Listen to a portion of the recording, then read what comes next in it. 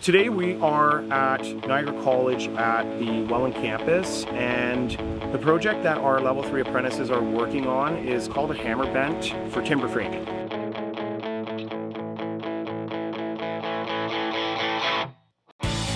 We're starting to see a big shortage in skilled labor.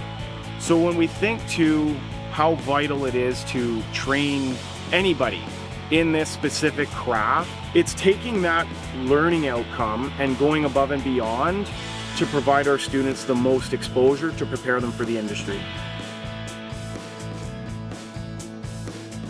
I was fortunate enough to meet Mark and Corey a couple of years ago. It was a really good opportunity to start to look at how they can help and work with us to service and provide materials into our carpentry apprenticeship program. I can now rely on Niagara Sawmill to provide the materials when we need them, the quality that we're looking for, everything that our program needs to achieve our learning outcomes.